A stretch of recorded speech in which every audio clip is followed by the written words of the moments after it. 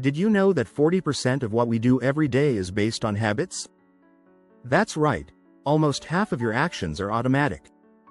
What if you could change just a few of those small habits and completely transform your leadership? Imagine leading with more confidence, improving your focus, and becoming someone your team admires, all by making tiny adjustments. Sounds too good to be true? It's not. In this article, we'll explore 21 tiny habits that can unlock your leadership potential and set you on a path to success. From boosting empathy to mastering feedback, these habits are simple to implement and will make a huge difference over time. Let's dive into how tiny actions can lead to giant results. Chapter 1. Micro-discipline, mega results. The power of small daily actions. Leadership doesn't require big, dramatic changes. It's the small, consistent actions that add up. Research from the American Psychological Association shows that habits can become automatic in just 66 days.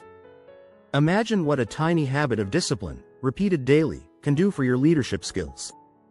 Start by creating a simple routine.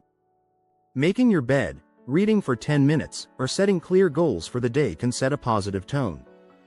These small habits create momentum, and soon, you'll feel more in control, even when the day gets chaotic. A study by Duke University found that around 40% of our daily actions are habits. So why not focus on tiny habits that make you a better leader?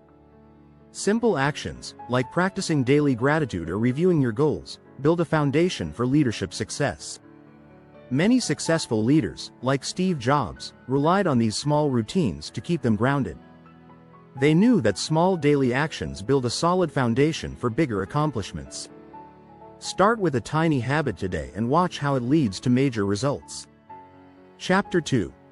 Quiet confidence. How a simple pause can speak volumes. The most powerful leaders aren't always the loudest. Sometimes, the best leadership trait is silence.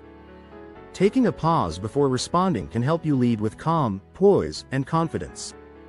Simon Sinek, author of Start with Why, explains that leadership is not about being in charge. It's about taking care of those in your charge. A simple pause allows you to take in the full picture before reacting, making your leadership more thoughtful and intentional. Research from Harvard Business Review shows that leaders who pause before responding are seen as more competent and trustworthy. By taking a moment to breathe and think, you show your team that you're calm under pressure and in control of the situation. A simple deep breath before speaking helps you stay composed, especially in high-pressure moments. This tiny habit can help you build quiet confidence, showing others that you're a leader who listens and thinks before acting. Chapter 3. Vision in focus. Sharpening your long-term goals in tiny doses. Great leaders have a clear vision, but the key is to break that vision down into manageable, daily steps. In fact, research from Psychology Today shows that daily visualization can improve performance by 20%. By taking just a few minutes each morning to visualize your goals, you can stay focused on your bigger purpose. These small, focused moments keep you aligned with your vision without feeling overwhelmed. Start by listing one task each day that gets you closer to your long-term goal. Writing down your goals daily also keeps them fresh in your mind. John C. Maxwell, leadership expert, writes, "A leader is one who knows the way, goes the way, and shows the way." Your vision can guide every action, if you break it down into tiny, actionable steps. Chapter 4. Leading with empathy. One thought at a time. Leadership is more than decision-making. It's about understanding and connecting with people. Empathy is a crucial trait for any leader, and it's something you can practice every day with tiny actions. Research from the Center for Creative Leadership found that empathetic leaders inspire greater loyalty and trust. Simple habits like listening actively or asking open-ended questions can build deeper connections with your team. When you actively listen, people feel valued, which increases their engagement and productivity. A study by Harvard Business Review shows that employees who feel listened to are 4.6 times more likely to be engaged at work. Small gestures of empathy, such as acknowledging someone's efforts or offering support, go a long way. As Simon Sinek writes in Leaders Eat Last, leadership is not about being in charge. It's about taking care of those in your charge. By practicing empathy, you nurture stronger relationships and better leadership. Chapter 5. The Gratitude Chain.